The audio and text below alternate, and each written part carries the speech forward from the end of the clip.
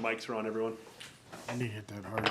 We will call to order the Brainerd Park Board meeting at 501 Laurel Street in council chambers, Tuesday, March 1st, 2022 at 4 p.m.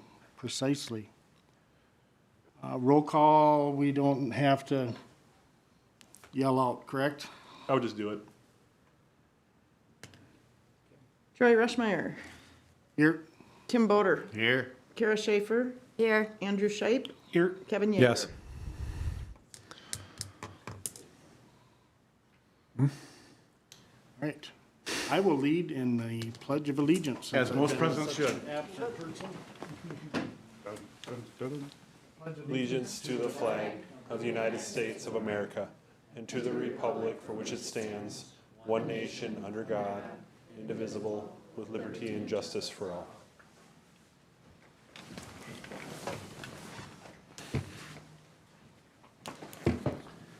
Right.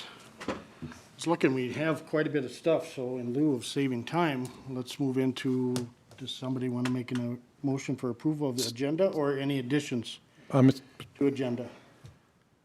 I have one addition. Okay. We'd like to add Campground host to the probably old business. I don't know what item you want it as. Do we need to move that to the top? No, it's just an item we need to talk about. So I would say unfinished business right after J.C.'s Park, item C. Okay, we will move campground to 7C. With that, motion to approve, Yeager. Second. We have a motion and a second. Any further discussion? None being heard, all in favor? Aye. Opposed, same sign. And motion carries.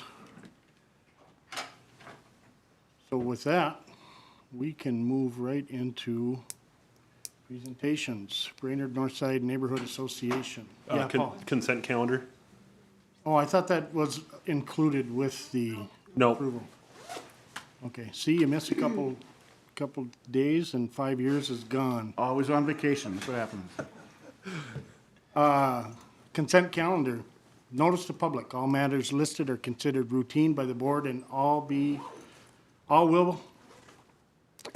all be enacted by one motion. There will be no separate discussion of these items unless good cause is shown prior to the time the board votes on the motion. Move to approve. A second. We have a motion and a second to approve. Any further discussion? Shape. All in favor? Aye. Aye. Opposed, same sign. Not being heard, motion carries. Will not forget that again. Not till next time. Till April. Presentations. Yeah, so we have the Brainerd Northside Association. They asked to be on tonight's agenda, so we have them under the presentation section. I believe Krista and Chuck are here to present it. Yes. Mr. Chair and Park Board, thank you for letting us give a presentation today. My name is Krista Sukup. I'm president of the Northside Neighborhood Association, and we have a lovely group of neighbors, and we meet regularly on a monthly basis. And we all, of course, love our neighborhood and love the park and love our parks. And we've gathered information and input from our neighbors and have some ideas and thoughts. And we're going to have Chuck just kind of go through those specific points. And we all just want to make clear that we want to partner with the city and we want to be part of anything we can do to provide support and partnership with the city. Thank you. Now I'll introduce Chuck Also, Marone. you have a presentation? Okay. Thank you. I'll give you the podium over here. Oh, Get this down here. Sweet, thank you. Well, that might be all you got, so you might have to put it right here. Oh, I didn't bring my slide advancers.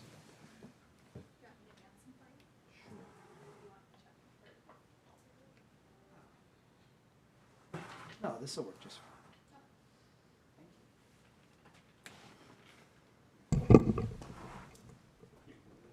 Yeah, it's good. I gotta use my glasses though, because I can't see everybody. Hey, Kev. Hello, friends, neighbors. My name's Chuck Marone. I live at 616 North 4th Street. I am part of the Northside group that's been meeting regularly now for some time. Thank you for allowing us to come here and chat about the parks. we absolutely love Gregory Park. I think it's the gem of not just the north side, but really the gem of the region.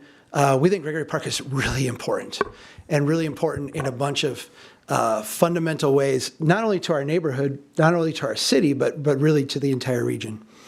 In looking at Gregory Park, we've had a lot of conversations about what's the purpose of this park? What are we trying to do here?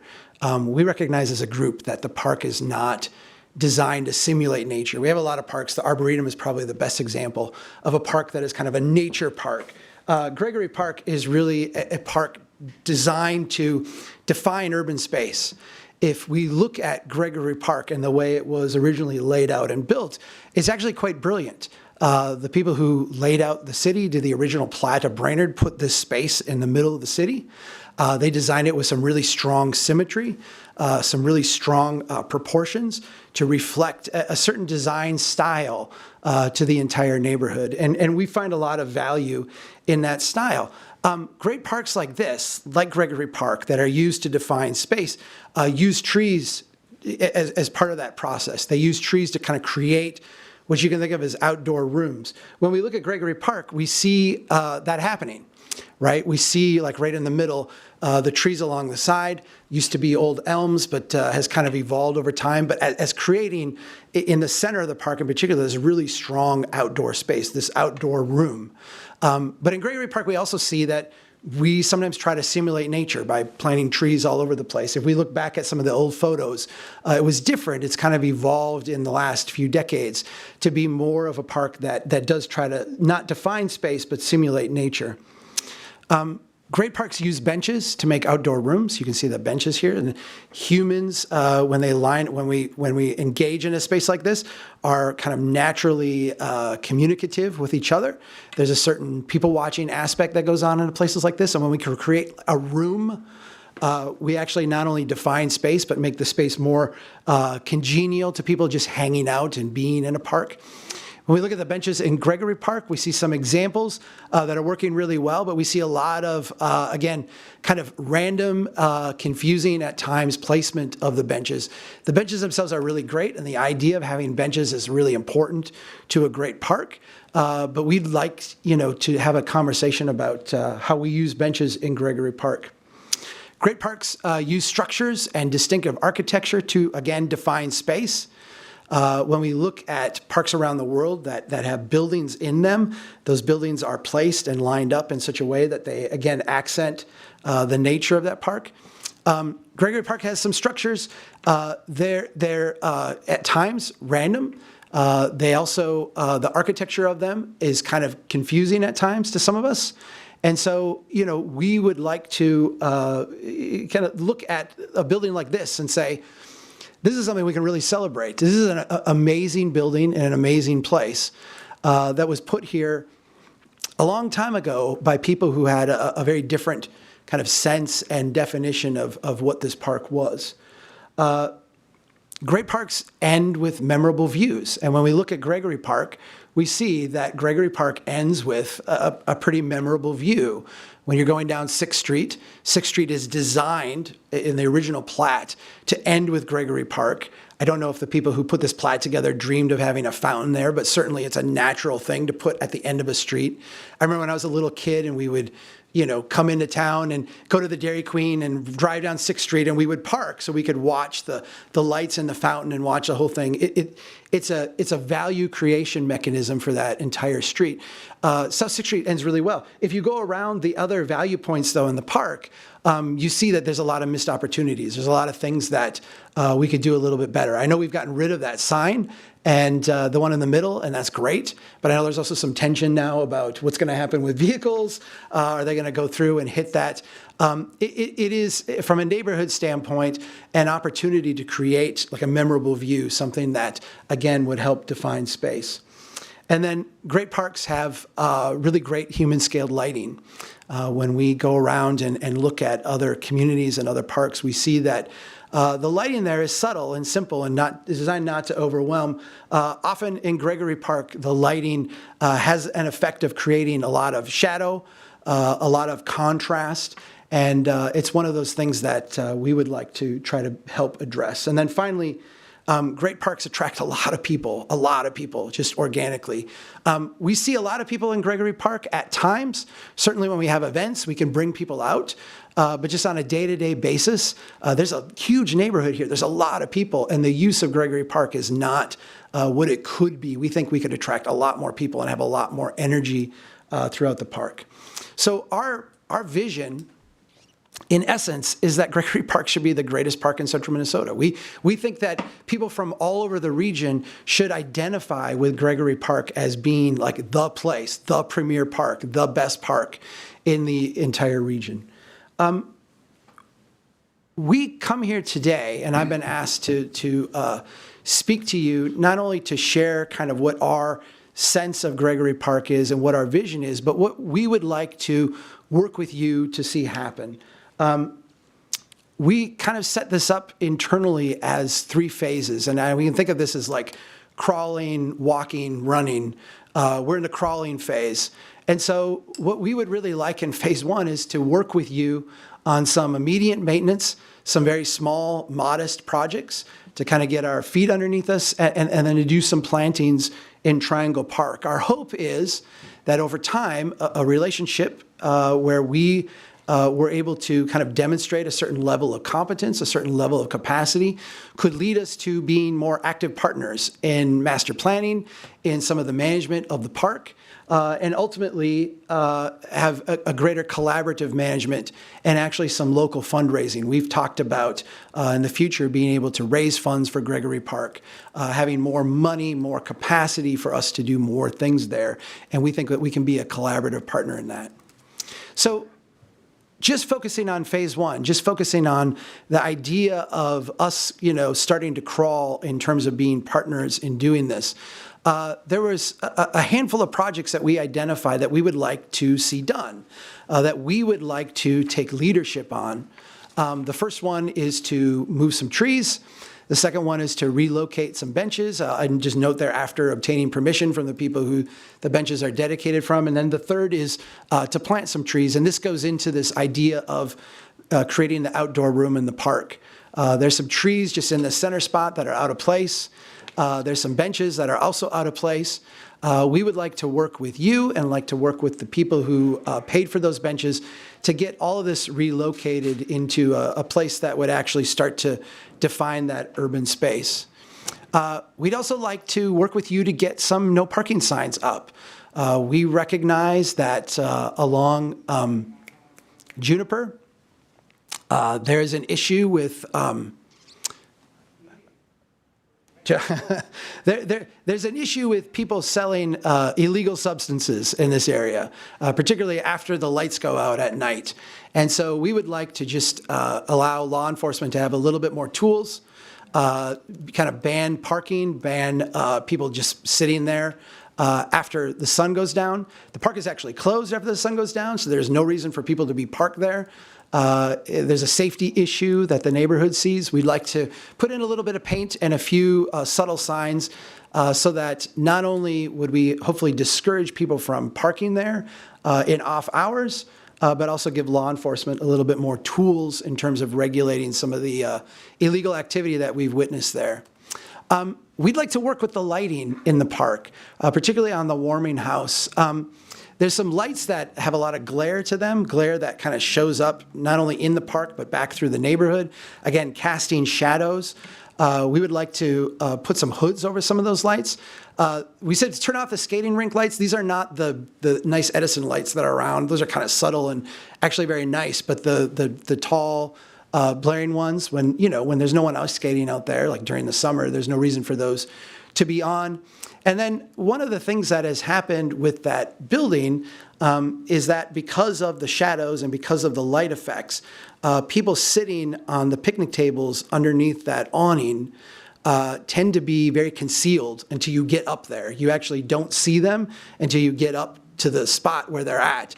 And it's kind of created some tension with people being scared and a little bit of danger with people kind of hiding in the shadows. Not that they're hiding, but just the way the layout is. And so we'd like to see if we could get the lights under the awning turned on so that that area was lit up at night as opposed to the glare that confronts people when they're walking through that space. The last two projects then, there's some tree and shrub trimming that we would like to do, that we're ready to do and prepared to do, that would add to the park. And then we would like to work with some of the neighborhood art groups at the Franklin Arts Center, at the shop, at the Downtown Arts Alliance, to actually do some inviting signage and art throughout the park. We've had some issues with people doing vandalism. I know you're aware of this as well. We would like to actually engage some of those groups so that they can take some ownership of it. We'd like more youth involvement in the park so that there can be some youth ownership of the space. It's our kind of theory and our thought that if youth are more collaborated with and own the space more, we're less likely to see the types of vandalism and the types of things that we've experienced out there. On top of this, we have a vision. I don't want to go all the way to master plan because it's not that, but an idea, a concept idea of how we would like to see Triangle Park continue to mature. Recognizing that you guys did the big project there last summer and updated the park equipment, which is fantastic. We would actually like to see some things done that would do some additional plantings, create some additional amenity out there over time.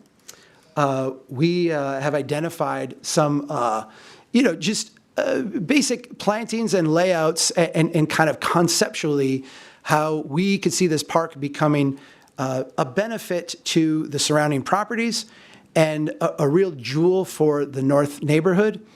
It's our kind of internal thought that if we can muster the capacity as a group, as an organization, to tend to and do a really good job with improving this small little patch of land on the north side of our neighborhood, that we could internally create the competence and the capacity to actually be better partners in Gregory Park as well. If we can kind of demonstrate to you and to ourselves that we could do this really well, I think there's an opportunity for us to do even more. So what are we asking for today? I put three things in here. First, we're asking for permission, or if not outright permission, a process for how we would go about getting permission to work on these 7 small projects we've identified. We're asking for permission or a process to get to that, for us to do some plantings in Triangle Park and start to implement the plan that we put together for that space. And then a commitment, and I don't, not something signed in blood, but something that would be more handshake, that we would like to be your partners, working together with you in Gregory Park and Triangle Park, and in really all the public spaces in the Northside neighborhood.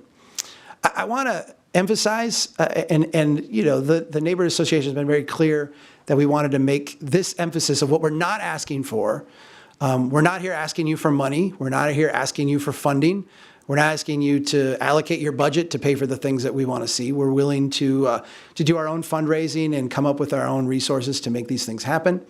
We're not asking for your time and resources of either the park board or the staff. We're not asking you to reallocate or rebudget or change things, beyond what you're already doing in a routine sense. We're not asking you to go all out and do a bunch of stuff for us. And we're not asking to be a burden to city leadership. We're not here, pounding our fists or making demands. We're here offering to help and to be partners and to actually contribute to the betterment of this park and the betterment of this space.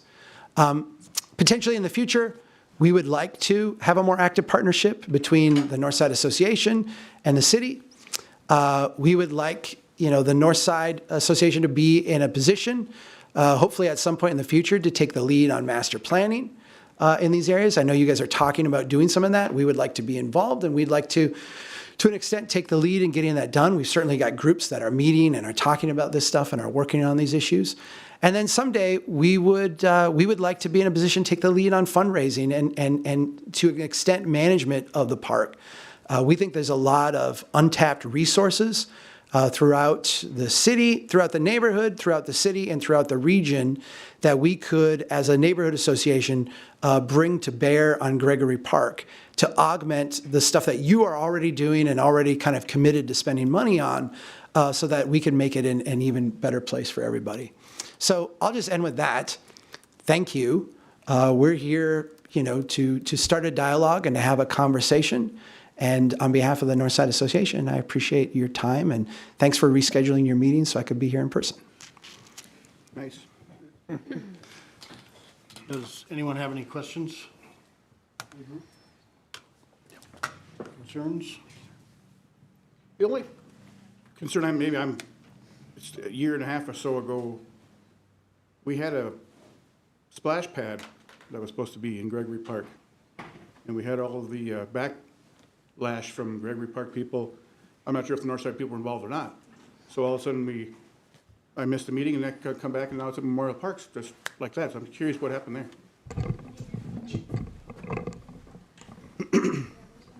If you want to make it kid-friendly, what is more kid-friendly than a splash pad?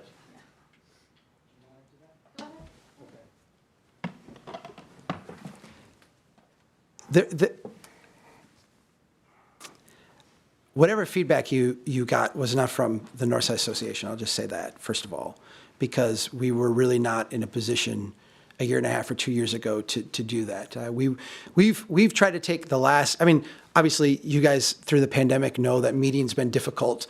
We've been meeting on Zoom. Those conversations are often difficult. We've in the summer been meeting in the park where we could spread out, and some of these things have been difficult to do. We've not really felt like we were in a position until the last couple months to actually come forward with something as a group that we felt we had consensus on.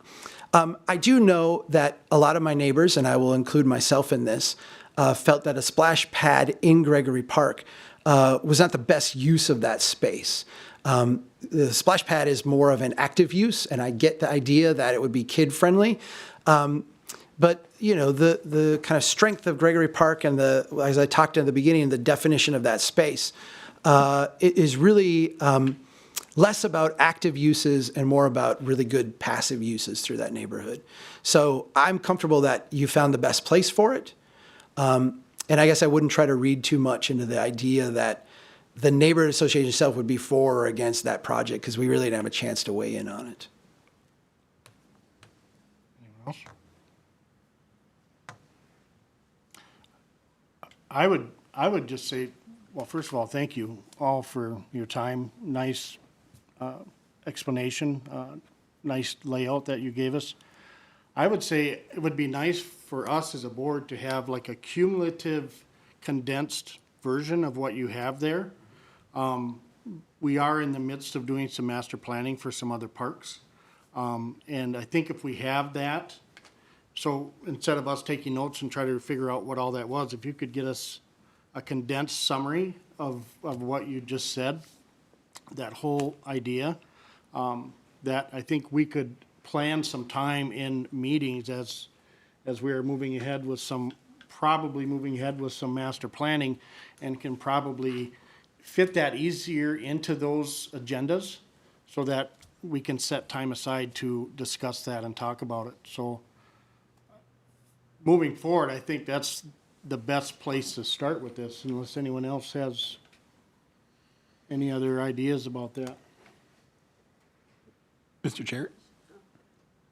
Yeah. I was just kind of curious about Paul's thoughts on, having folks come in to trim some shrubs or relocate a tree. Is that possible? Is that liability issues? Any concerns? I'd have to talk with our city attorney just to make sure he doesn't have issues with it. We have volunteers in our parks all the time, so I'm assuming he's going to say, yeah, sure, go ahead. He might have some liability waivers or something that you guys got to sign. But as far as moving trees, it would just be how do we move them without damaging or the potential for killing them. Obviously, the bigger, more mature a tree gets, the larger equipment needs to be to spade it out and move it into locations where they might be better off. I'll remind you guys, we do have, $25,000 a year to spend on trees in parks. And so that's also an opportunity to supplement what these folks may be willing to do with some of our smaller trees that are easy to dig out, and supplement them with new trees to maybe get to the final goal faster. Moving memorial benches, that's easy. I think we would need to really address the placement where they were in the first place. Obviously that memorial bench program was set up so that that person could choose where to put those benches. So we would need to garner some consensus from those folks that placed the benches in the first place. Otherwise, I think, they're all very, low-hanging fruit kind of projects to where I don't think, if you guys agree, I think that there could be a good partnership here, so. We do have a summary document that I think Chuck gave me a while back, and so I can forward that on to you all after tonight, so. I just think that's the place to start, and then we go in and we talk through these different items, especially phase one, but I think we also have to look further ahead and say, we don't want to start doing stuff in phase one and then have a master plan that says, I wish we would have thought about this before we started doing that, but Does that have a block on the city charter to team up with individual organizations along with the park board? I mean, that's kind of why we're here, right? I don't think the charter addresses that at all. I think the park board has the ability to partner with organizations, clubs like Kiwanis and Rotary to do projects. We have a project this year where we're probably going to be joining up with Kiwanis and do some volunteer type work with them along with our improvements to Kiwanis Park. So Oh, good, that's good. I just want to make sure we don't get to, like third step, we get to into, like the president said, that, wait a minute, we got this far, now we have to stop. Question.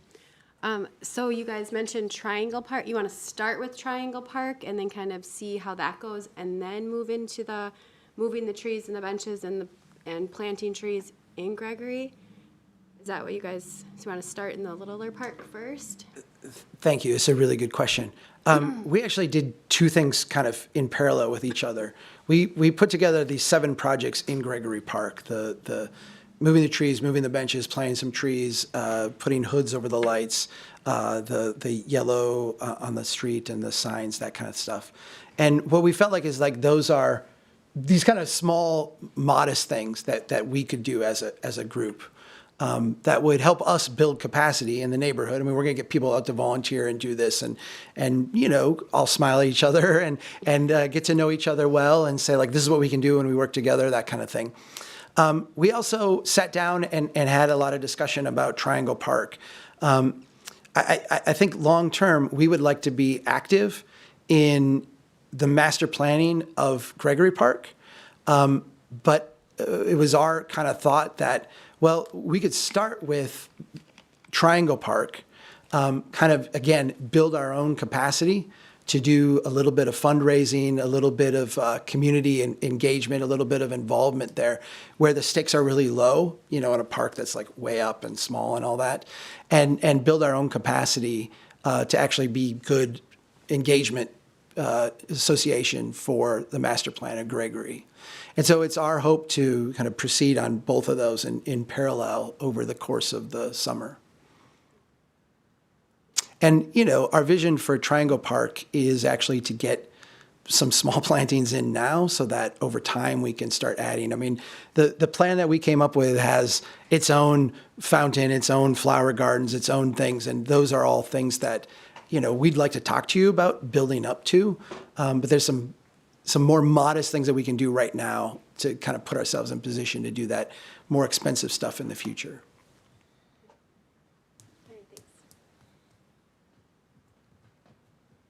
any other? Those lights that are in Gregory Park, those have not been there that long. We put those in, I believe, to cover the cameras, correct?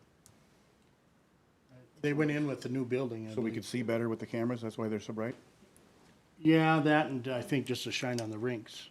Correct me if I'm wrong. I think it's to give the rinks, a good dusting of light, if you will. But I definitely think there's some things that we can do there. But what I'm proposing is that if we have a summary, as you say we have, we can discuss these issues kind of line item by line item, see if there's anything that we need to, talk about, just be the devil's advocate, if you will, and say, what can we do moving forward? And then I think we're not at all against collaborating with citizens from our from our neighborhoods about what they might like in the parks. That's, I think that's partly why we're here, but. Yeah. Yeah, so, I think we have time, we can move that, look at that agenda next month even and set some time aside. We're gonna be talking later today about some master planning at some other parks. And I think the one thing we have to be careful of is that we're not saying we want this to be the greatest park in central Minnesota, because the people that live down by Lum Park might say, what do you mean? I thought we had the greatest park in central Minnesota, but I'm just being a little goofy here, but some people are kind of funny that way, but we want our parks to be the best parks they can possibly be. Trust me, everyone on this board is in 100% on that, so collaborating is not a bad thing at all. Thank you for your time. Appreciate it. Yeah, nice presentation, Chuck. Well done. Thank you. We think we can add a lot to your efforts, so I appreciate you taking the time. Thanks for coming back a week later. Yeah.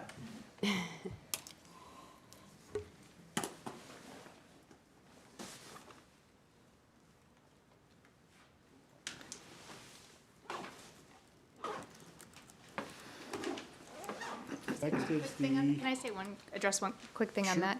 We also, as a neighborhood, feel like Gregory Park is kind of the central park of the city of Brainerd. So we have people that are visiting our park from all over the city.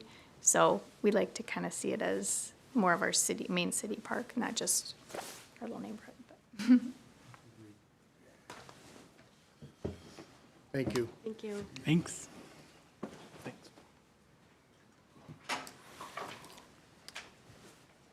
Okay, next, Paul, this is Chris. Hey, everyone.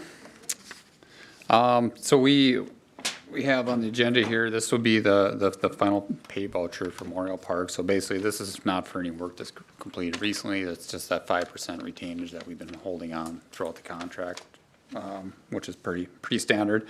I've been over there a few times over the last month. There's been some lingering punch list items that I'm aware of. Everything has been taken care of. I know the last couple of meetings there's been concerns on primarily on the ice. I think, and correct me if I'm wrong, but I think they've made some adjustments on some of their methods out there, and they have been able to make ice on that north side of the rink. And really what it came down to is more just that sun reflecting off those boards on that north end. So my understanding is they've been using insulation sheets to lay on that to On the keep boards this, yep, themselves? to keep right on the ice to keep just the sun from reflecting onto the ice. And they've been able to build that up to, I don't know, they're between an inch, 2 inches, I think, on that north end, where before they were It was down to bare nothing concrete every basically. day. So, so I believe it's been more just kind of a learning curve of making concrete or making ice on concrete rather than the ground, and with the actual white boards, which are much more reflective with that material and causing some issues. So I don't know if there's still any concerns on the ice making or anything over at Memorial Park as far as the punch list items go, but to my knowledge, I think we have everything, taken care of at this It point. just seems still way over my head because, I mean, the rink has been flooded now for 4 months, and it's been able to use on the north end maybe 5 days. Otherwise, it's been concrete showing everywhere. To me, it's pathetic, but I mean, I'm not there. Ice conditions, you mean? Just, Tim? it's just, no idea. No one knows. That's the problem. And you see the water run there, sitting there, and it runs back to the south. So it's either not level, or somehow there's a compromise with the boards, the concrete, and it's, like I say, the water should be sitting there. It should not run back towards the rink. Is it still doing that since they did this, Yes. though? Oh, it is. I was there last night, and from here to the big screen over there was concrete showing on the north side. And it was a warm day yesterday, I understand that. But it's pretty disheartening when you have 40 kids there playing hockey and they can't use half the rink. And why? There's something definitely not right. Has this affected the broom ball? Are we doing broom ball? No, we just moved all the adult hockey and everything way over to Bain. So we have a hockey rink we can't use. is what it is. And now we're gonna build another one. So there's nothing good about that. Is there anything we can do in the boards themselves, just in coloring? We did a lot of research on this. I mean, to Mr. Boulder's point, we've spent the last 3 weeks looking into Agreed. this I was gonna issue. say, it's nonstop And, action. and we were able to maintain ice. We've had a very short ice season. It was late in the year, and I'm not trying to make excuses for anything, but it is our first time flooding on concrete. I think we learned a lot of things this year.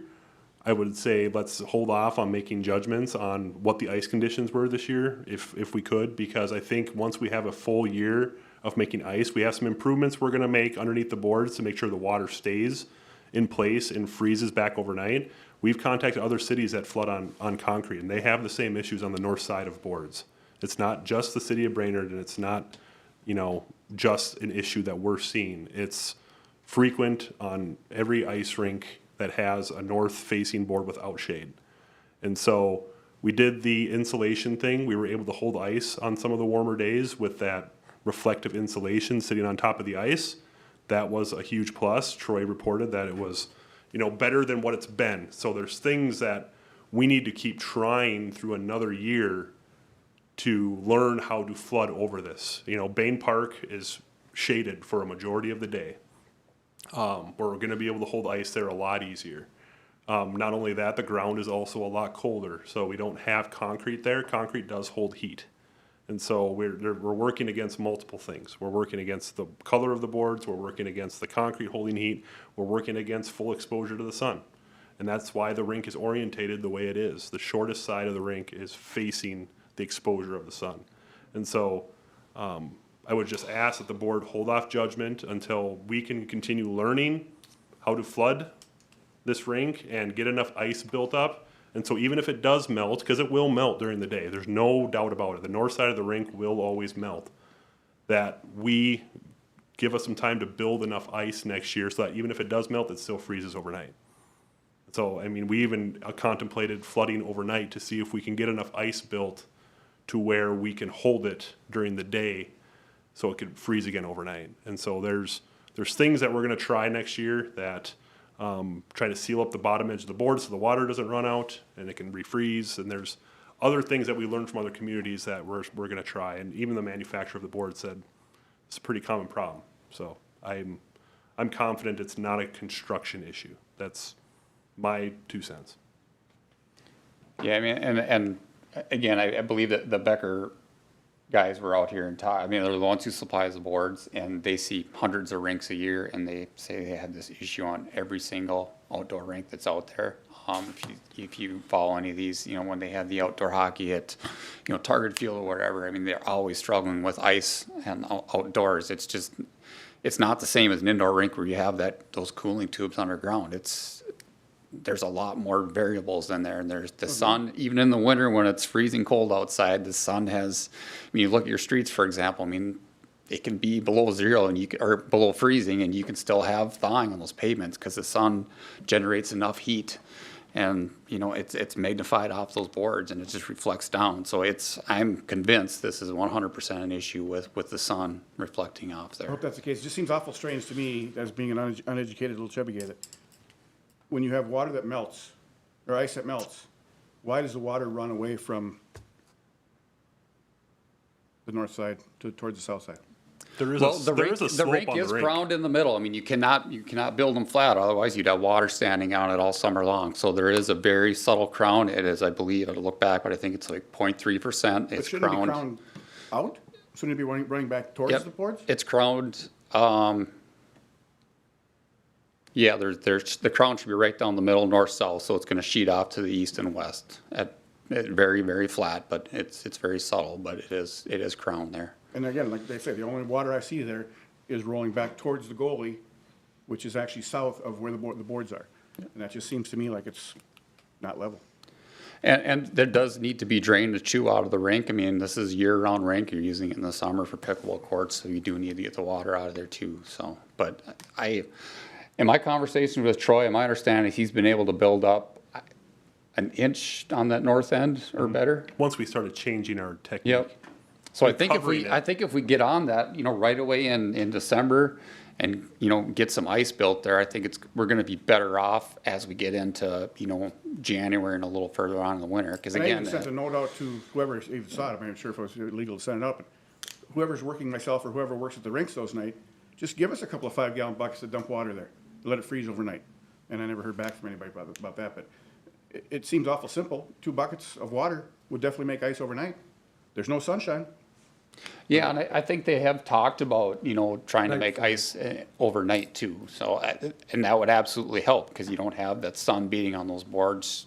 Correct. We were just never able to catch up with a proper sheet of ice prior to that point. We always had an inch and a half, and it would melt all the way through during the day, so we were never able to catch up. It was always plain catch up every day. And from the end of December on, you know, it's minimal, but you're gaining minutes in the day, every day of sunlight. So it's getting farther you go along in the winter, the harder it is to make ice out there. Okay.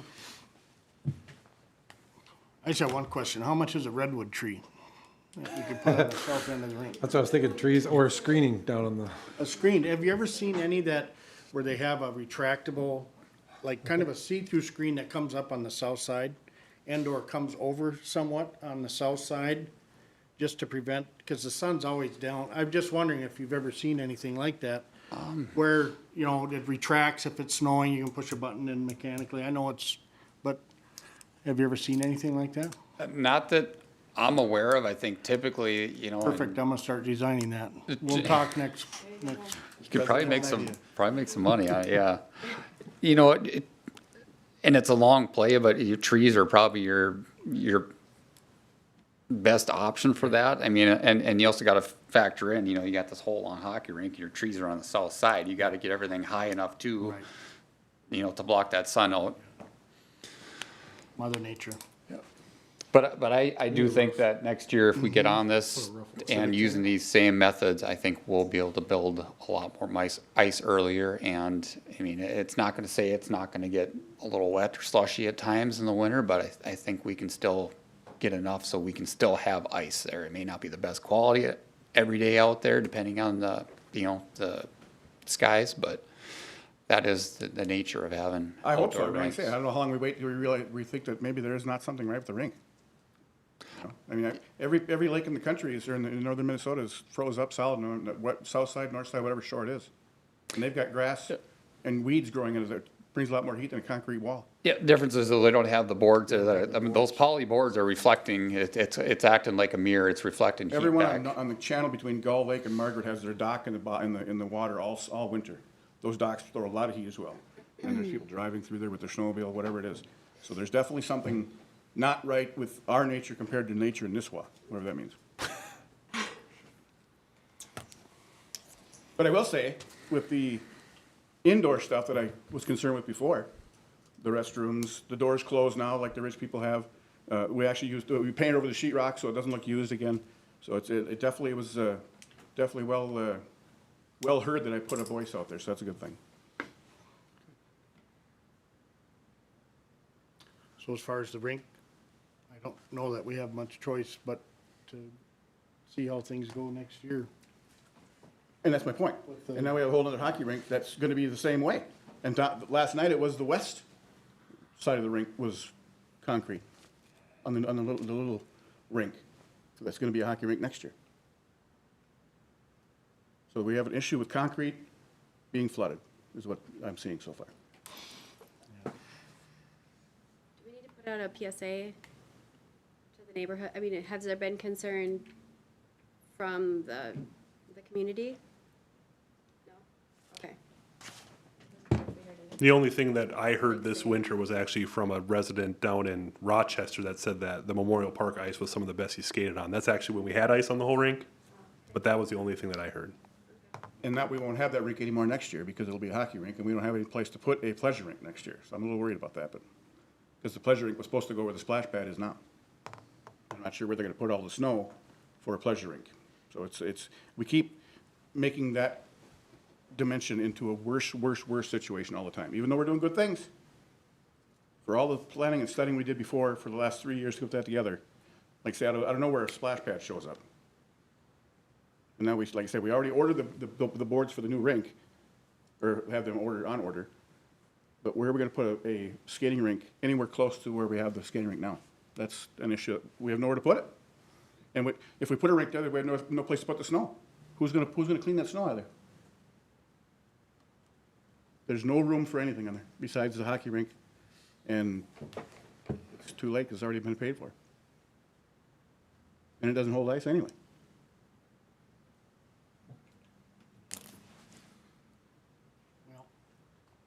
I don't think we're gonna solve anything. No, today. I'm just telling you. I'm just telling you. I worked last night, well, for a couple hours because nobody showed up because there's no ice.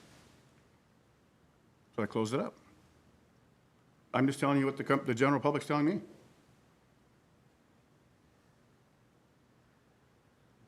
It's embarrassing as hell.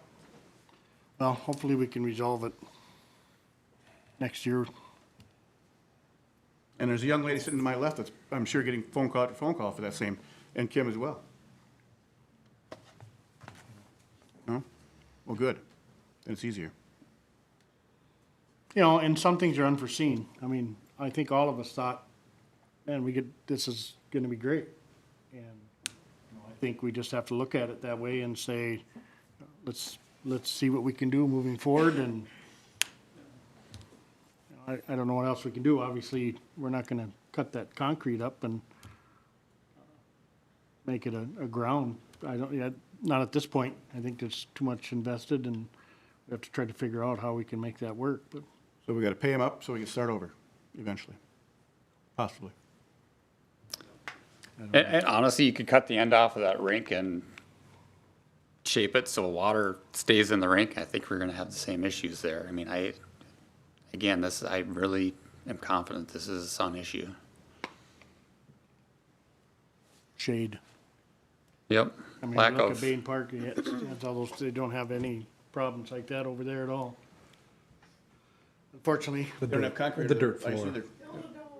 Yeah, it's the dome, it's They the don't have any roof. concrete here's or what we ice. do, we get a hold of Lakewood and Cuyuna and say, build a civic center to go against the Center Civic Center, and then you'll have the Lakewood, Cuyuna Range Medical Center, Civic Center there. Nice.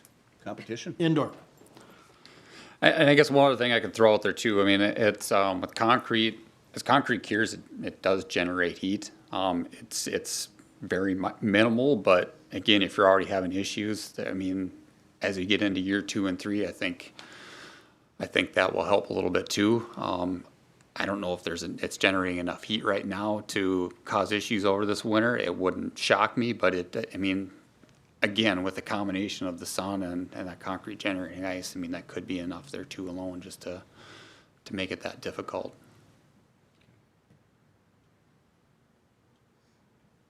But again, I don't, talk to anybody with outdoor rinks. I think they're gonna have very, very similar issues. Okay.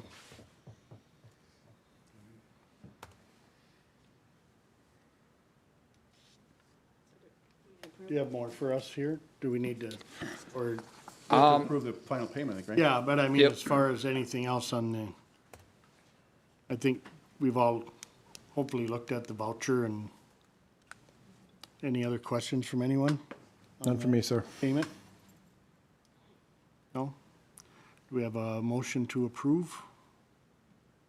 I will make that motion. Just, as long as we're gonna look at it next year, we gotta pay him up, so.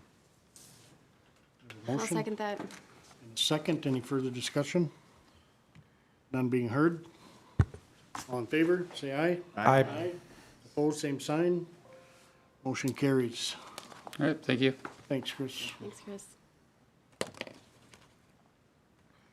All right, moving on to discussion on J.C.'s Park. Paul? Thank you, Mr. Chair. This is just a continuation of the discussion we had last meeting about playground placement. I think you guys were sent home with some homework about what kind of your vision is for J.C.'s Park. Andrew sent me some of his ideas. I know there's been some talk about city ARP funds recently that could potentially help, with some of this if the council elects to utilize some of their ARP funds on parks. But I guess I'm just opening it up to conversation of what you guys have thought of and what your overall vision is for this park, so we can make sure that we place this playground in the right spot. You can see they have some 3D renderings and stuff that they provided for you all in the packet to take a look at of the actual playground equipment. So I don't have much else besides that, Mr. Chair. Anyone here have any discussion, comments? I can bring up Andrews. I think, he was the one that submitted something, so this is what Andrew is kind of showing. Mr. Chair? Yeah, go ahead. So the one thing that kind of jumped out to me looking at this was if we're doing that hockey rink there, I think that is a pretty fixed location because we have the warming house already. So that feels like something we want to, I don't know if we ordered those boards. Remember? We did get them? Okay, good. They've been delivered. Oh, cool. Yeah. So I guess that feels like kind of the big decision we need to make is where that's going to go as well. And that can maybe drive where the playground goes after that. Anyone else?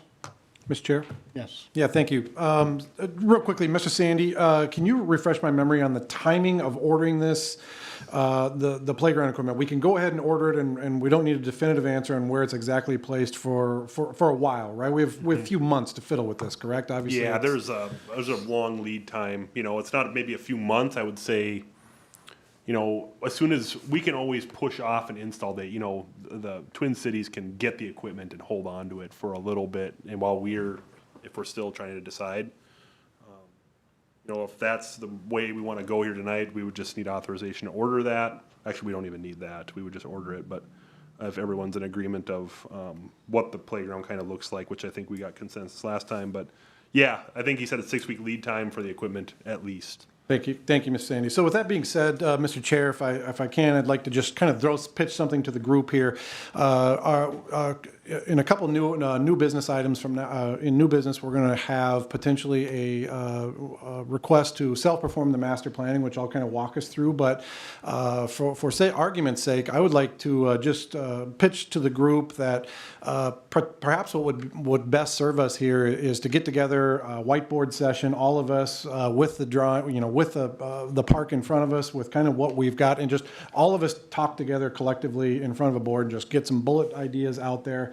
I also did meet with Shane from the YMCA and got his thoughts on what he feels like his future growth might look like within this park as well. So I think there's several different things to consider here. I think there's maybe as many as 3 locations or partial locations for this playground. So my pitch to you guys is let's all get together at a meeting date and just talk through this,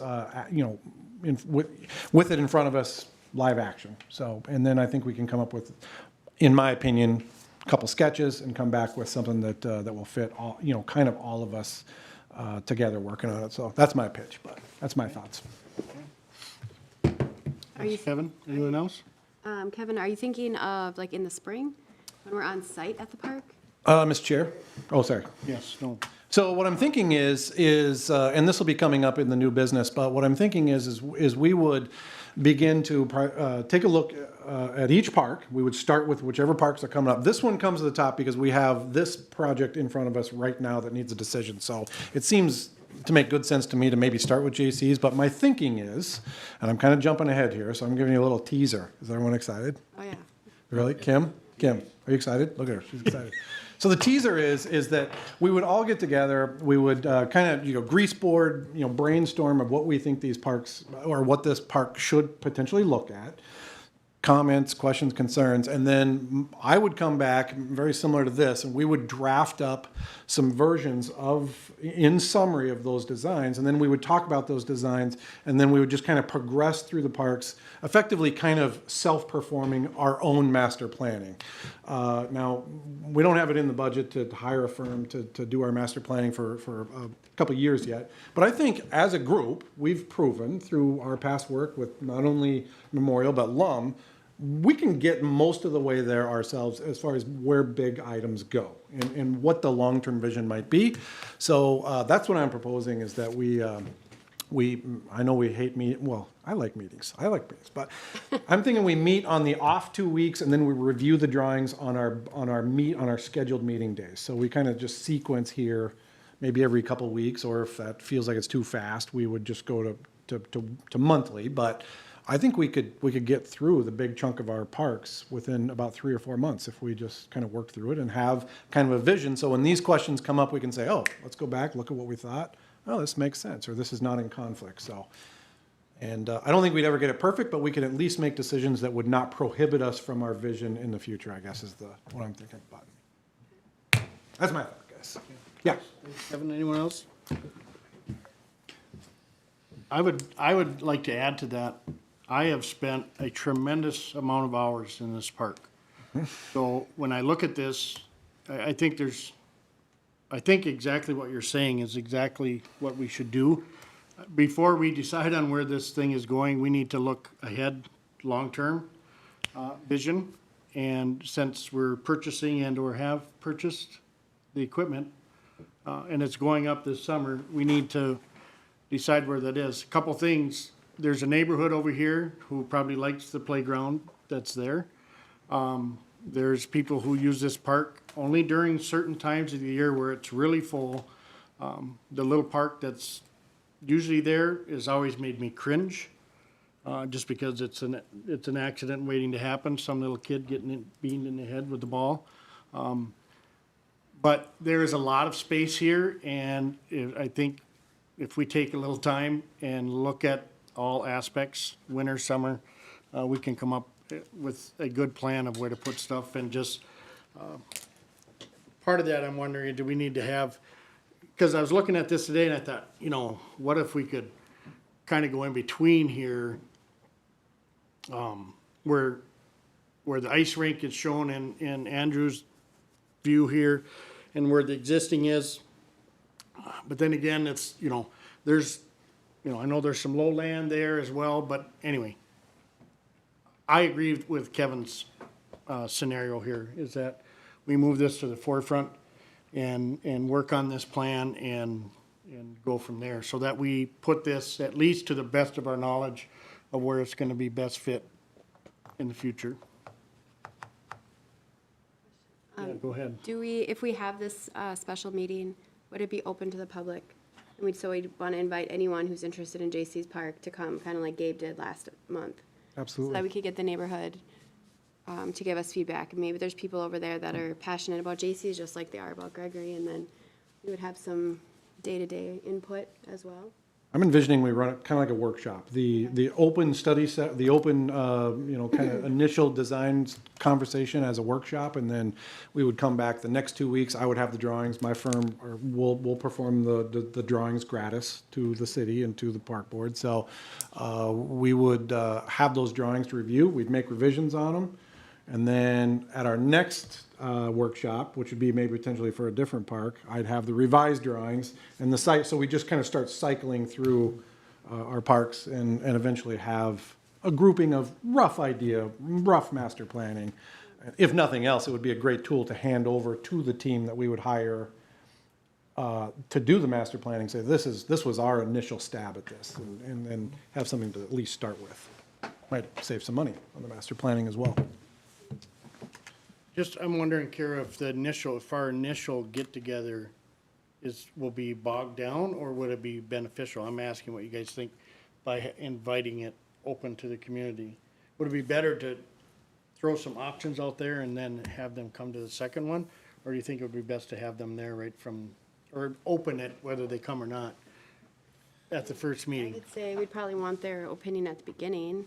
It's public meeting also. We couldn't keep them out even if we wanted Right. to, so we'd have to adjourn to that There'll be meeting. more than three of Yeah, us. correct, yep. Or three or more. Okay. All right. I don't know that we need to vote on that. I think we can just make that a plan moving forward if everyone agrees, correct? And we just have to pick a time. I think we better plant some trees so they don't face north. Yeah. I'm telling you, I'm still discussing my whole thing. Can we wait on moving anything more and just get to your master plan part of this agenda and talk about that? Yeah, At well, that time? yeah. As far as the dates or times that we would get together? Okay. All right. Let's keep moving then.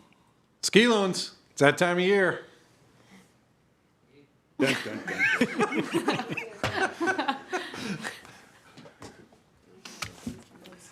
We have the long-eared bat.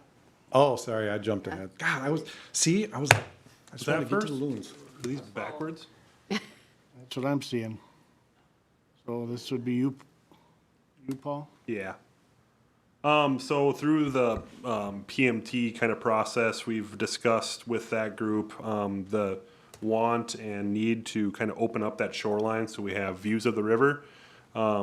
We've, as engineers and planners, deal with this a lot. We do have presence of a species of bat that the DNR recommends removing trees during its non-nesting season, which is before March 31st. So I've been in conversations with Chris about this, and we've moved forward with gathering quotes. This would have been part of the project cost anyways, but we would like to just have you guys authorize us to move forward with those planned tree removals here before March 31st, so that we don't get into trouble with disturbing the northern long-eared bat. And so there is some drawings of it in your packet about what that tree removal would look like. We're saving some of the bigger, nicer trees. I believe that some of them are cottonwoods, if I remember right.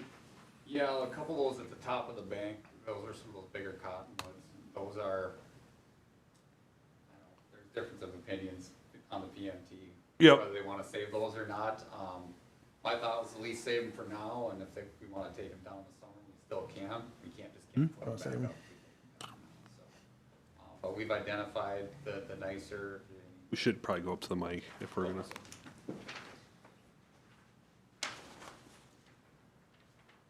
So we've identified, went out there and flagged and shot in the better trees, nicer oaks or maples, or there's some pines and some of the bigger cottonwoods to save, and those our plan is to work around for now and get the rest of it cleared out.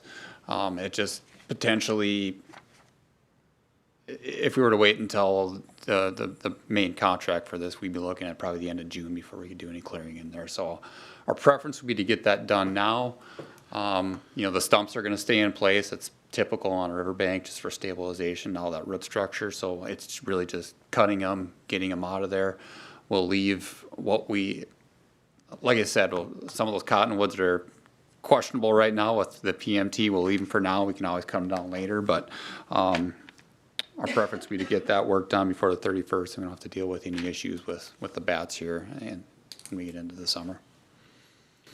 I'm not an arborist or a tree specialist, or I don't know a damn thing about northern long-eared bats. Are we trying to get rid of them, or are we trying to make sure they don't get pushed away by the trees, or what? There's windows from, I believe it's April 1 to June 30th that's kind of their nesting season. So DNR likes to avoid that time of year for cutting trees to avoid any These are our nesting friends, habitat. supposedly. So Yes. if the trees are there and they build nests and then we cut them down. Too late. The nest Then goes we're- with then it. We're yeah. getting rid of, we're harming them. Did this come from the DNR? This idea of the long-eared bat? It's just standard knowledge practice for Yeah, all it's- dense tree areas that if you're not supposed to perform clearing in the summer months. That is a long-eared bat, holy cow. Is it just along waterways or? is No, it it's kinda in just anywhere? any dense shelter belts, dense Okay. forested areas, which this would be considered. Can I look at them? Yeah, I want to see a long-eared bat. I really want to, See? as a part of the presentation. They actually, they do Let's cut nest. that down. Exactly, I get rid of those damn things.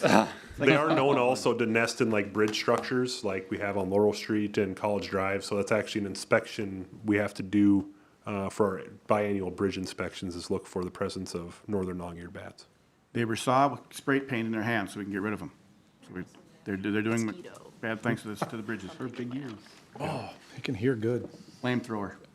And there will be a number of trees going back in, as part of the projects this summer. It's going to be, we're not going to put back in the silver maples and box elders that are there now. We're going to replace them with a little better quality trees, and they'll be strategically placed. But we do have some grading and work to do in that area anyway for the launch and the river steps and that stuff. But I think this simplifies things a lot. We don't get in a position this summer, we're like, well, we gotta wait until July to start cutting trees, so it can mess with their sequence of work out there. Chris, you said you did get a quote. Yep. We solicited 3 companies, we only got 1 back. Yep, we got those back. I got from Sean Pratt gave me a number, and that number came in, that was $19,750 for the clearing out there. It's probably a little higher than a typical street project that you'd have, but this one, you also have to remember it's LCCMR funded, so there's prevailing wage requirements in there, so it is a little bit higher pay scale. So it's probably more on a clearing than a typical street project, but that's the reason why, because of that We prevailing have 2 wage. more quotes yet to Um, receive. I had We talked did to all solicit 3 3 of them, companies, and and we- they were, Yeah. all told me they're gonna submit numbers, and then the last 2 recently told me they were not going to submit now, so. Where are we getting 20 grand? Comes out of the project budget. The LCCMR. 1.85 or 2.85 million that we. Mr. Chair, if I could, just a real quick question, Mr. Zandy. I want to make sure I'm understanding this right. The money and the decisions regarding money for this project are being made by the Mississippi Landing Trailhead, or are they being made in conjunction with the park board? Park board is not the ultimate decision maker regarding contracts and money, is that correct? The park board is. So what I'm getting at here is do we make the decision on the money first, and then the Mississippi Landing Trailhead agrees to us, or do they need to, do we need dual acceptance of these? No, the PMT is an advisory Okay, understood. committee to this board. So Okay. this is the final say on any park design. Understood, Yeah. okay. And do we need a motion for that? Yes, go ahead, Karen. I know we were joking earlier, but I realize if you take the trees out now, you can't plant them. But you said we might have to take future trees out in the spring. Could we plant those by the rink? I know that might not be the problem, but this is just something to think ahead about. Are you talking about like moving these? Yeah, well, not the ones like you're gonna take out now, because I understand you can't plant them in frozen ground. But in the future, you said in the spring, we might have to take out some of these that you weren't sure about. If they're good, solid trees, just keep in mind.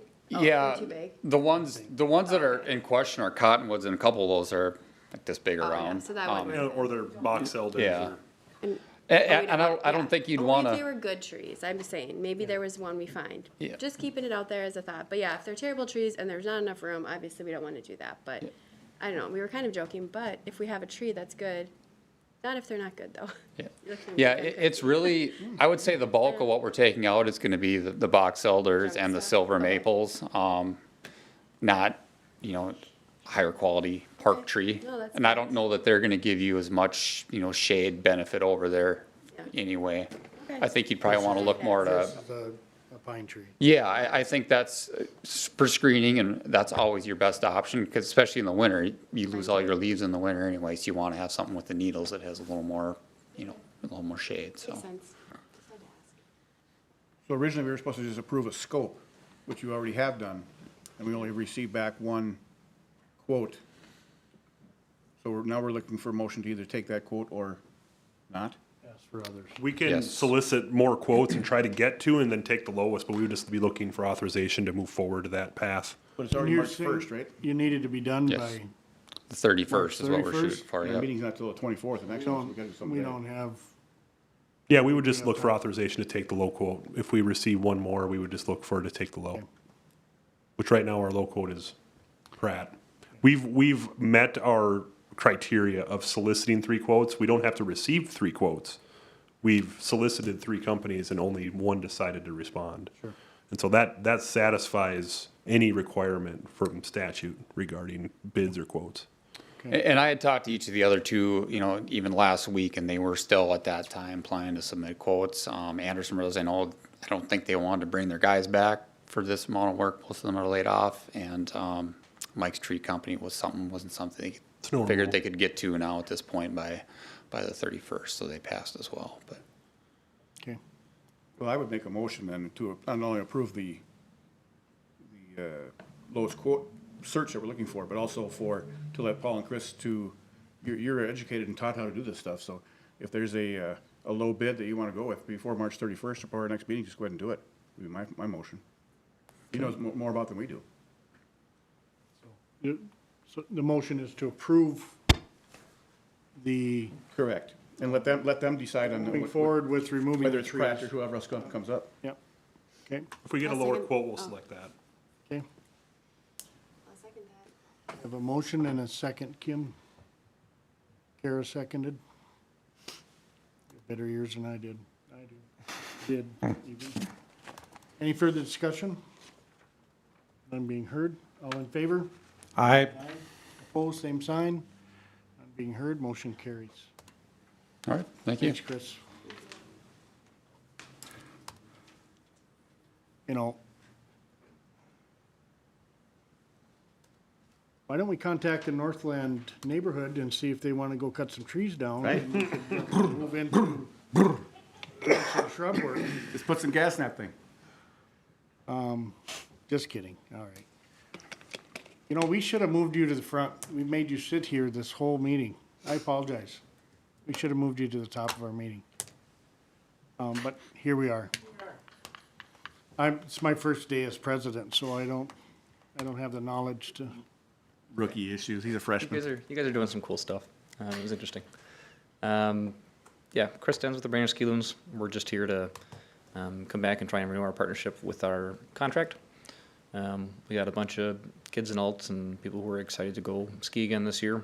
We're planning on putting on the same 4 shows, so we'd just like to renew the contract. One modification we'd like to make on it is during our 4 shows, we typically do a concession stand, which is based out of the far east pavilion, but it's not a reservable pavilion. And there's been a couple times where there'll be like one family there that doesn't want to move. And since it's not a reservable thing, we'd like to include that on the days of our shows, that we can have that reserved for being able to base our concessions out of. Just we think most of the citizens and people who come to the show, they kind of naturally go towards that as the structure, and it just creates a better environment. That we'd like to include that in the provisions as well.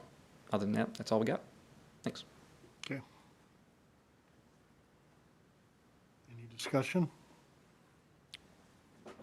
Real quick, Miss Sandy, can we reserve this pavilion? Can we make this happen somehow? I would just say, I think we should leave it out of the contract. I think this contract is strictly about the dock lease, and so I would prefer just administratively doing that from our end. and That's what I just meant, on the admin Writing side. the note can- down and throw up a reserve sign on that during the shows. It's not, we don't need to officially reserve it. Thank you, that's all, Mr. Chair.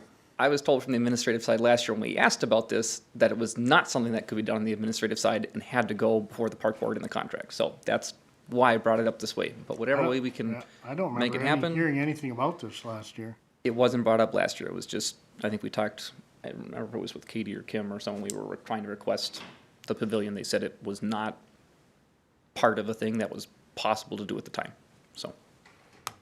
A lot of winking and nodding going on. Is it possible, Kim? Yeah, we'll just, yeah, it'll be a, Has to be approved. yeah. Just during your hours, right? What do you need, an hour ahead of time to set up and, It'd be nice, usually where people are there starting to set stuff up, probably 2 to 3 hours, so 3 hours ahead of time would be nice. okay? What time does your show start? The shows are 5 o'clock on July 17th, July 31st, August 7th, and then we have a 6:30 show on August 10th. I would say if anything after 2 o'clock, something on a sign or something for all 4 days. Chris, if you could just email me those dates, what I'll do is I'll just make up a laminated sign that says this shelf is reserved on these dates Yep. for the ski. Yep. And That's, we'll have maintenance put up that's all we need. on those dates. I'm ready to make a motion, Mr. President. Go ahead. I'd like to make a motion to approve the agreement as presented, effective May 1st, 2022 through April 30th, 2023, with no conditions attached. We have a motion, do we have a second? Second, Shape. Any further discussion? None being heard? All in favor? Aye. Opposed, same sign. Motion carries. All right, thank you. Your appointment's Chris. over, Doc. You're being Again, sorry to make you wait so long. Tim told us to do that so you would understand what it's like when people waiting out in the lobby too long. Bring back some nitrous next time, will you? Thanks, Al. Director Sandy, Kevin Yeager, it's just, you want to take this? Sure. Thank you, Mr. Chair.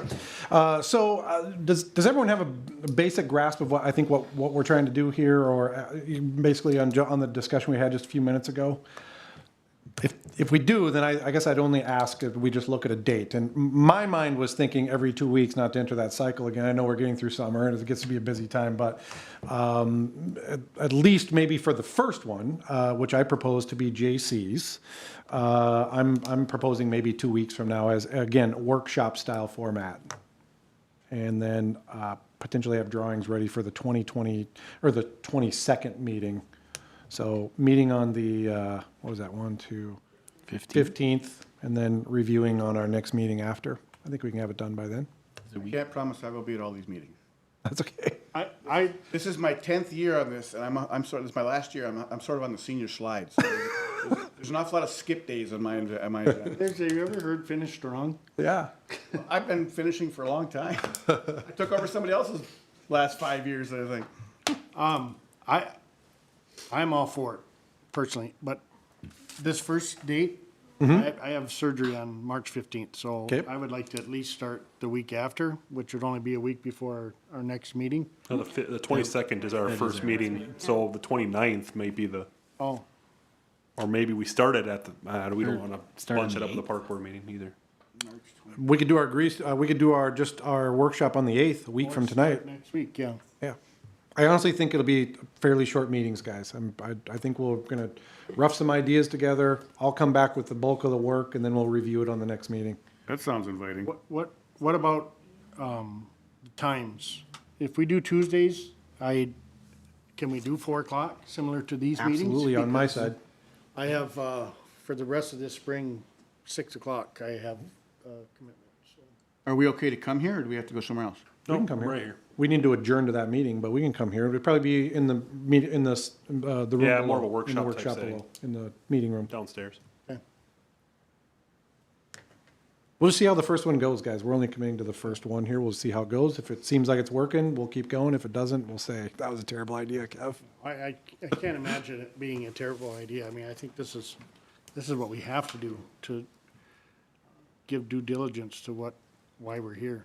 The 8th would actually put us back on schedule too, because this is 1 week late, so the 8th would keep us on a 2-week schedule.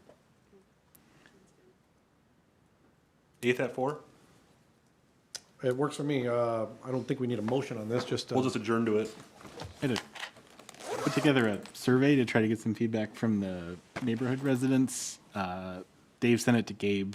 We don't have any responses, but it might be nice to try to get it in front of people in the neighborhood before the 8th. I don't know if we have a way to promote it or try to get, like, post it in the park or something. Just so we have a little bit to work off Not of. gonna be anyone going down there at this time of year hardly. Yeah. Does Shane does the Y have a list of people I- that use that? I have the list from Shane. I already met with Shane, and I have his list of what he'd like to see, and I'll, But I mean, would he have a connection to the neighborhood there if, I don't know how he'd get something out to them, but that I might think be the something. dispatch or on the website is probably their best 22nd. option for a week away. I think it's gonna be hard pressed to get, unless you wanna go door to door, and, I'd carry my pistol. I'm just no kidding. kidding. I'm just kidding. Do they still have a Southeast Neighborhood Association? I don't know if they do. I'll bring it up in my report. Yeah, Dave said they're kind of starting again, but not really formed yet. Katie can put it on the Facebook page. Put it on the Facebook page, and I don't wanna spend whatever it is to put a ad in the paper or not, but Yeah, Katie, I don't know. I just always think of you for Facebook. Maybe that's wrong. Can we get that on the parks Facebook page? We'll post it on City and Parks and everywhere. Cool. For next week's meeting? Yeah, just as an FYI, Kevin and Troy, this would be pertinent to you guys. We had talked, and actually Andrew, you're not on the PMT anymore, but we had talked about a special meeting for the park board on the 8th also for approving the plans and specs for the Trailhead Park. Oh, at the last PMT let's meeting. throw it on that as the. Yeah, we'll agenda just item. start with that. Yeah. As like an actual action item. Yeah. And then we'll adjourn to our, Okay. so we'll have to, it'll be a special we'll adjourn to a special park board meeting on the 8th of Yeah. March. Okay. Sounds good. I don't think we need a motion for this, Nope. right? Looks like I'm up next. Ba-dum-ba. BBBA, we had a nice meeting with Katie and Paul Sandy and Kim a few weeks ago. Steve Hansen and I, Steve is our co-chair of the association, just kind of talking about what's coming up this year with our tournaments. We have increased the size that we are allowing for teams coming in to 16 and 12 teams respectively for the tournaments. Nice. Substantially larger than last year. And in talking with Paul and Katie and Kim, last year we did not use the JC's Bronco Field at all during any of our tournaments, and we're foreseeing that we're probably gonna need that for 3 of the tournaments for sure, probably. Yeah, and then we had asked that Katie do the concessions again this year for the tournaments. Baxter doesn't have a concession stand at their fields, and the high school was restricting use. They've opened that up to allow us, if we want, to set up outside and do some minimal concessions, and/or we might just do food trucks for those locations this year. The other part of that is because we're increasing the size of the tournaments, we want to make sure that we have enough volunteers and manpower to do the maintenance, and then we talked, Paul talked about getting a, what was the name of that document? Just an agreement for performing some field maintenance. Some field It's maintenance, called with basically, using some of the equipment. I'm losing the word too, but I had a fancy word for it back at the Yeah, you did. I was impressed. I wanted to get that and put it above our meeting. It's like BBVA, but that's a liability clause kind of agreement, where they can use power equipment and use the groomers and things, and we're held harmless, hold harmless agreement. hold harmless. And that way, we wouldn't have to hire another city personnel. We could just have one at each field, and then our volunteers would fill in all the gaps and be able to work both fields if needed at the same time. So, what else we got here? I know Steve said something about a vote that was gonna take place about, summer travel ball and Community ed. community ed. Yes, so we had a vote. What's come up is there's a lot of, the other sports are really packing their stuff into the summer, to the point of, baseball or football, hockey, basketball are throwing a lot of skills clinics into the summer. And so there's concern about how many days kids are doing travel ball, rec ball, and then still trying to get at, if they are participating in these other events. I think it's gonna lead to we already had a meeting with the Basketball Association to where we can start, which has never happened before, where different associations are talking to each other and saying, how can we help each other? Especially when we're talking about overlapping into different seasons. But because of that, there's been some discussion and some push to say, do we have to make it mandatory for travel kids to play rec ball anymore? And we've had a lot of discussion about this over the last year. Eventually, I can see that it would end up this way anyway. So the vote passed to not make it mandatory for travel kids to play rec ball. But we are making it mandatory that if you're on travel ball and you're not playing rec ball, they will still pay the same fee. So community ed will not lose those dollars. And so the other part of that is we also made it mandatory in our handbook that if you're playing rec ball, you cannot miss rec practice or rec games to go to travel ball events. So the other part of that is we're gonna strongly encourage, in letters that we're gonna send out, actually probably this week, to parents, that this is an option now, you will have this option. We did a survey, and it was probably more than half that said they would like to have that option. And so, you know, you gotta kind of listen to your clientele as well. But as far as scheduling goes, it's gonna be really tough for kids who aren't playing rec ball. And if their coaches can't schedule practices during some of those same times anyway, then, so we might not even see, an issue. But the other part of it is that we said, okay, we're gonna do this, but we're gonna look at it every year, just like we are looking at our contract with Community Ed and the YMCA every year. And if it doesn't work, the biggest thing that we've committed to as an association is the community comes first.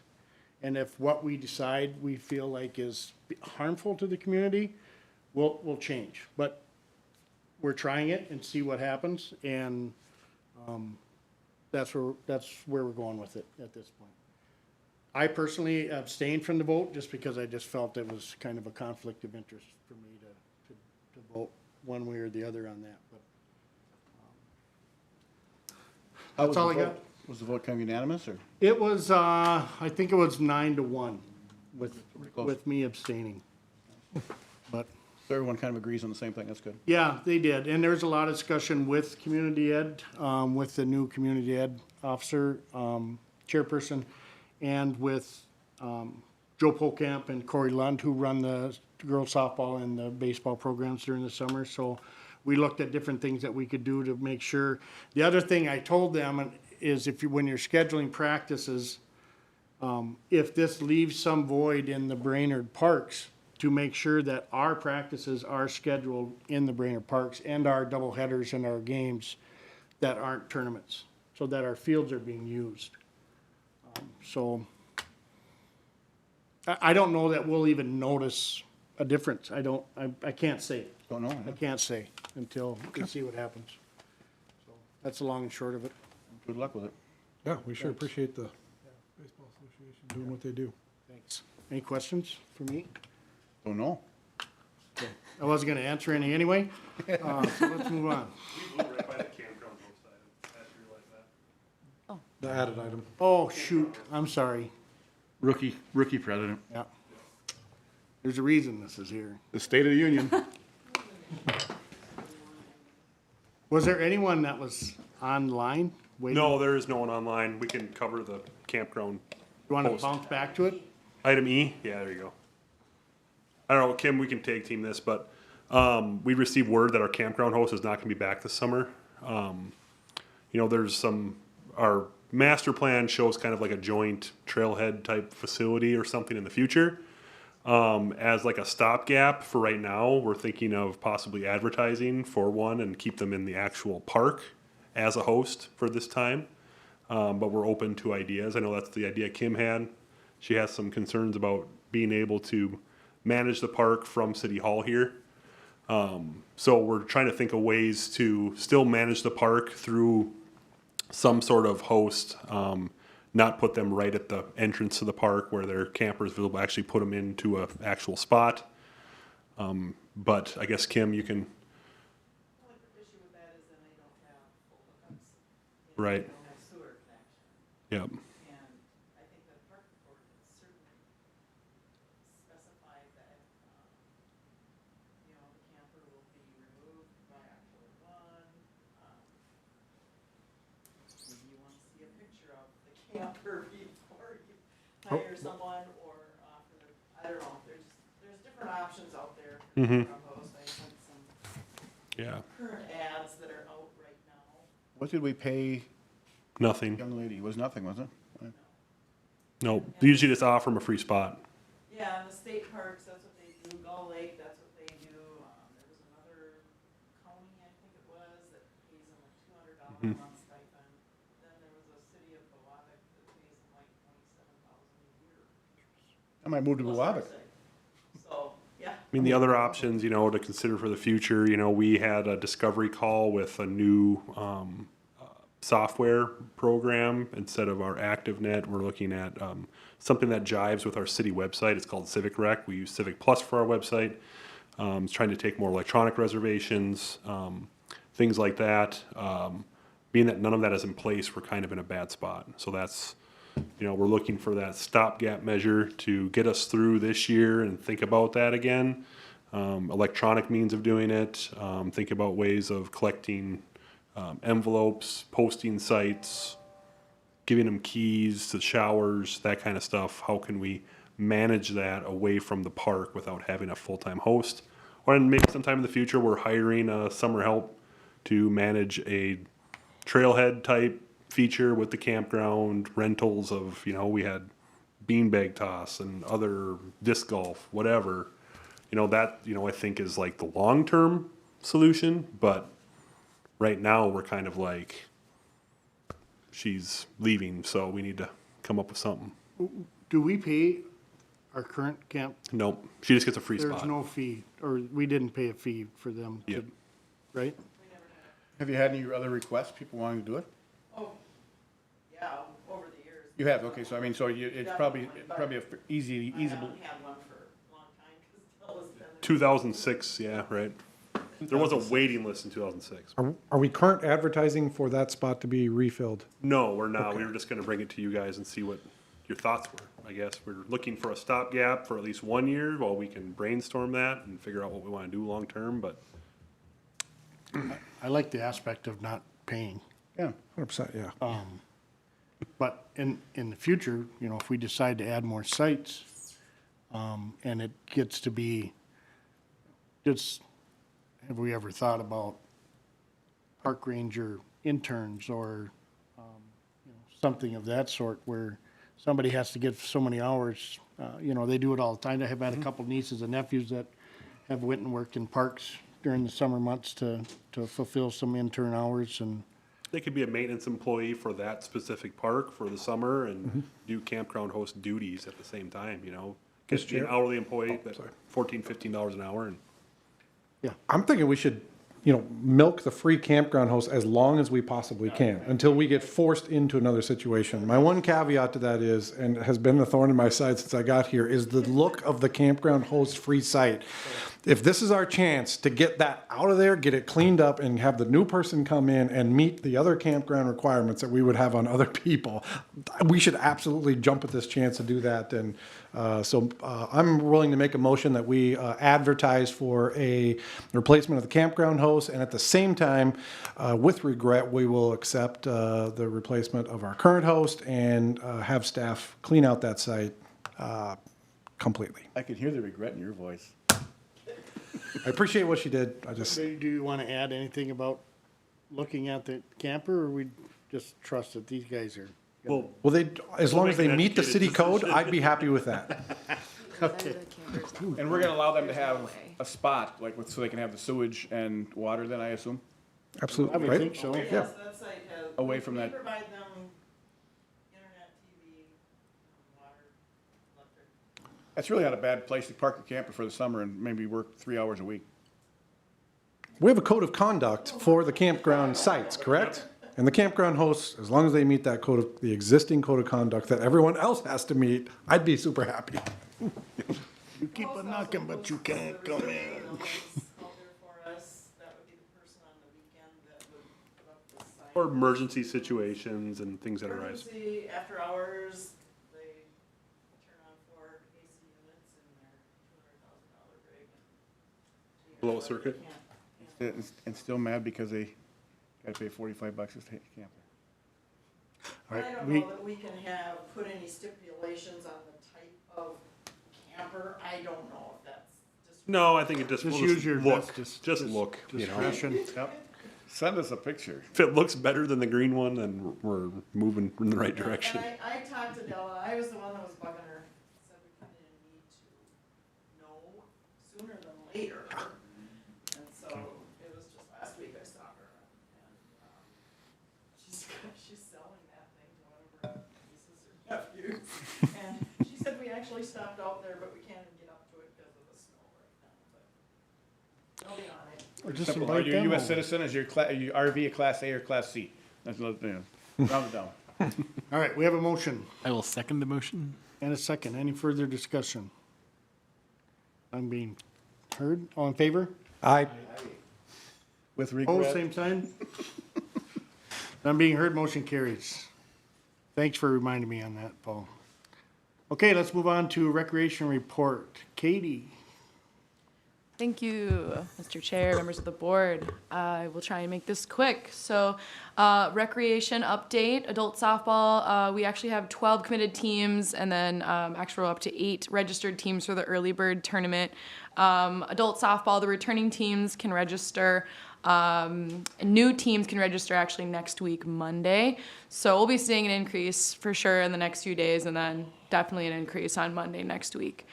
Umpire Clinic, that's where USA Softball comes and does a little spiel to our umpires, and that's where we sanction all of our umpires, get all of that. We actually pay for the sanctioning of our umpires as a perk of umping in Brainerd. And then we'll also do a umpire, just a little meeting just with the Brainerd umps to work on consistency across the board, just to try and, I don't know, have maybe more of the experienced umpires talk to some of the less experienced umpires and just work on that consistency from a calling standpoint. And then youth pond hockey concluded on February 19th. We did 2 games and a pizza party, and it looks like our equipment is it's been used many years, and a lot of it was tossed this year because it just wasn't safe anymore. So we'll be looking at potentially replacing a lot of it down the road. Some of our coaches found, I guess it's not a grant, it's a Minnesota Wild equipment swap that we might be looking at to find cheap used equipment down in the Twin Cities. Also, just for your guys' reference, we might be looking at increasing the budget for pond hockey expenses next year, just so we can purchase some new safe equipment for the kids. Let's see what else. Adult pond hockey, we're gonna be trying to finish tonight and tomorrow, hopefully before the ice is gone. And we'll see how that works tonight. It's pretty soft still, but that should be finishing up, and we'll be getting the trophy to the champions after Tuesday night. Warming houses, actually, the ice was good when I wrote this, but weather happened since then, and now Memorial Park is almost not usable. But that's just, beauty of living in Minnesota. So we are planning on ending the warming house season this Saturday if we don't have crazy snowfall before then. So they will be closing, and that doesn't necessarily mean you can't skate on the rinks. I think our maintenance staff might be still trying to flood if it's doable, but the warming houses will be closed. Special events, Valentine's Day skating party. We had over 100 people attend. Wendy's provided chili, and that was our first event where Kelly Bartholomew, our new special event assistant, was able to help out. So it was much needed extra hands for me to have her there. Smooch-a-Pooch, which is, we just had a dog kissing booth set up in the dog park, so that's just a fun little thing that we offer. Kind of, I don't know, cheesy, but it's fun. And just some updates on the last dance of summer. That's a special event that we proposed in August. We're making some headway, working with the YMCA, doing some of the basketball aspects. They've confirmed they're going to do that. The Brainerd Bees is going to try and plan to go against Brainerd CLC for an exhibition game. And then I went and spoke to the radio, and they're very much planning on either donating some time on the radio to advertise the event, and then help us actually retain some sponsorship for the event. And then I'll be adding a co-ed grass fours volleyball tournament as well to the event, so it's going to be big. And then I'm also in coordination with the Skate Park Association, and they're very much so on board. Okay, and then the last number four here, I'm we're partnering with the Mississippi Headwaters Board. I've been doing this for a while for Canoe Day, but they're going to be making it a lot bigger this year, just so you guys are aware. And it's probably going to keep getting bigger as we develop the Riverside Park.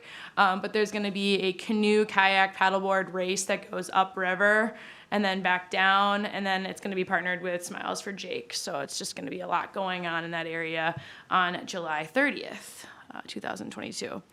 Last item for me is field banner program. We've already received $5,450 to date. That was last Tuesday, so I think we received maybe a couple more.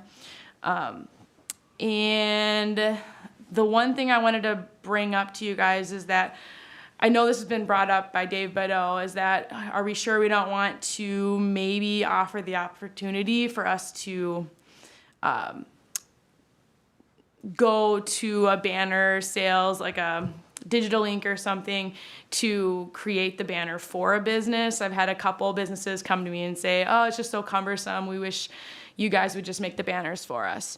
So it's something I'll be researching if, we add $100 to, or whatever amount that is, to how much they owe us to do that service for them. So that's something I'll be looking into. And that is all I have. Any questions? Yes. When pond hockey, the youth one initially started, all of that equipment was donated by the sponsors who's on the old ratty jerseys. Yep. Is it worth looking into to maybe check with some of those to see if they want to re-up? Yes, I think we definitely need to look into getting more jerseys. I think I forgot to even bring that up, but we struggled to even have enough jerseys because they were weird sized. But they So, got all the equipment and everything. Right. Each sponsor donated, I believe it was $1,500. okay. Yeah, so that's something to definitely look And into. it's been a 15-year contract, basically. Yeah. They did well on their Not a bad gig. investment. Yeah, That those might be jerseys have more been than used for 15 many years, maybe. years. I'd say let's charge them. I agree. Give them 5 years free and then we'll charge them for 10. Waiting for your renewal. Yeah, so. Okay. Where is the last dance of summer going to take place? Memorial Park. Yep. So we'll be utilizing the softball fields, even just like the open grass space, splash pad, the basketball court, the pickleball courts, and then Mills Field Stadium area. So You just brought me to another question, if I may. Do we have horseshoe pits? over Good thing there. Kara's not here. Love that horseshoes. Yeah. My question is, what are we gonna do with the splash pad? Who's gonna watch it? Are we gonna sell concessions? We don't have any scheduled to work there. And it's not part of the budget. Correct, but then again, we're gonna leave the building open for the bathrooms. The outdoor ones are, yeah, they open from the outside. Are we going to sell any concessions at all at the splash pad? No bottles of water or anything? We have a drinking fountain. We do.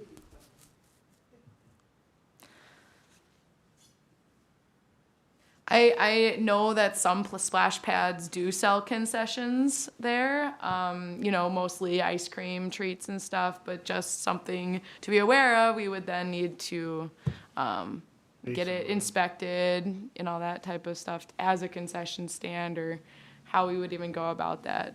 I mean, yeah. Yeah, I think it's be worth looking into for special events, but just for kind of a daily thing. You have to pay someone to be there to run it, plus the health department aspect of it, and then. Food in the splash pad is And always. who unlocks the gate and who turns the water on and off every day? the water is just a press button. You don't actually, it doesn't stay on all day. The kids have to actually go up and hit a button. 10 minutes, isn't it? Is it 10 Yeah, minutes? but then it runs and then it shuts off. And so there's a start time and an end time. The computer runs everything. And so it shuts off. You can program it to shut off at 7 at night and start up at 10 in the morning. And they have to actually physically push a button for the water to start. So it's not, it just sits and runs all day. Cool, like I was just asked last night by a neighbor, like, I don't know. Yeah, I mean, I guess the plan was not to have any staff out there. We can come up with ideas to, pop machines, or if we want to do concessions at some point in the future, I think we have some hurdles to jump over with getting it. It was never really created as a concession stand, so. Any further questions for Katie?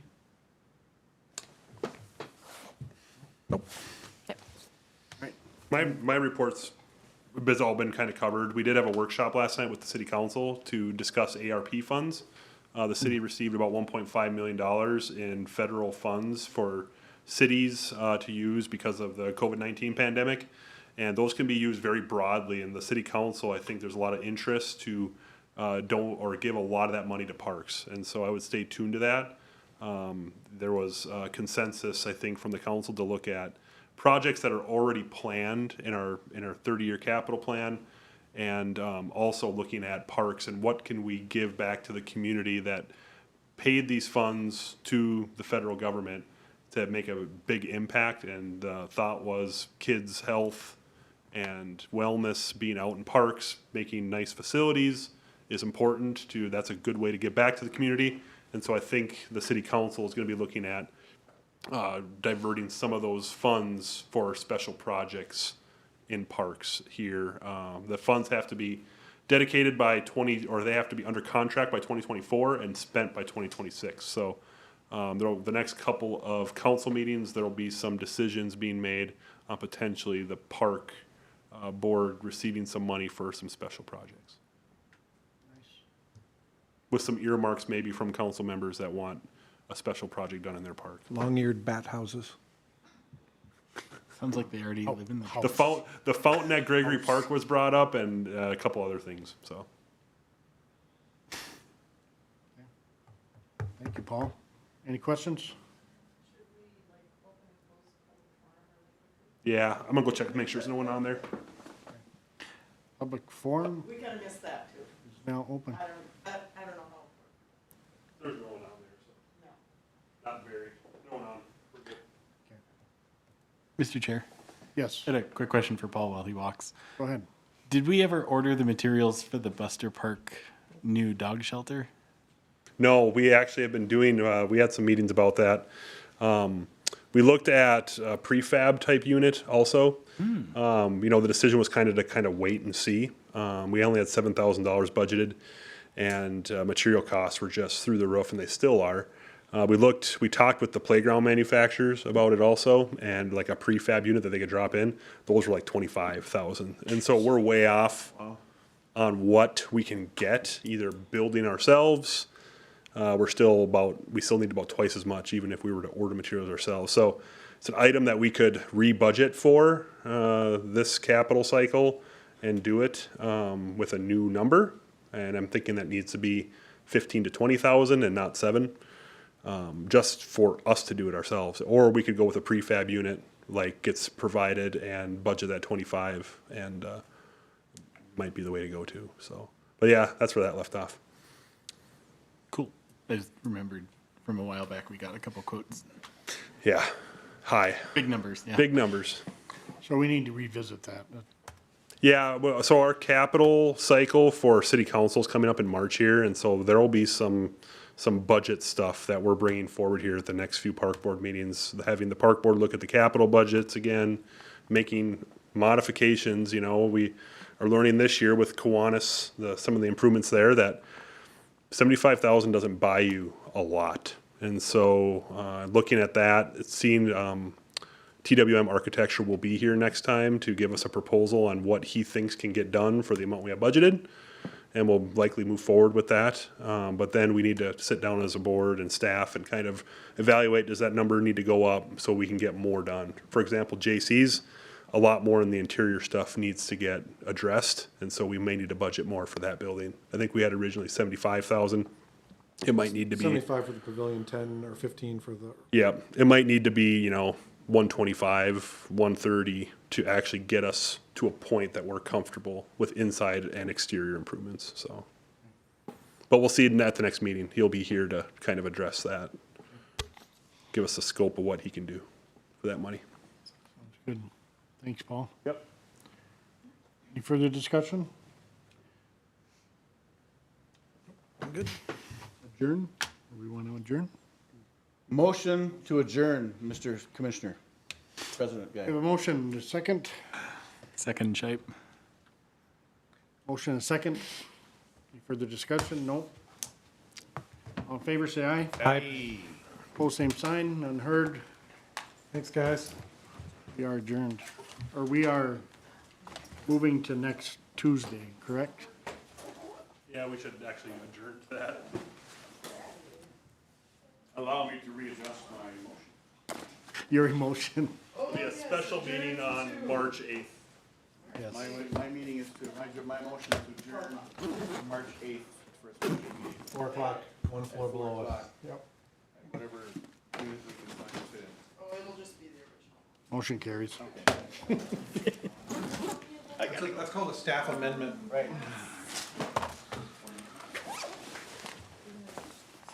Down downstairs.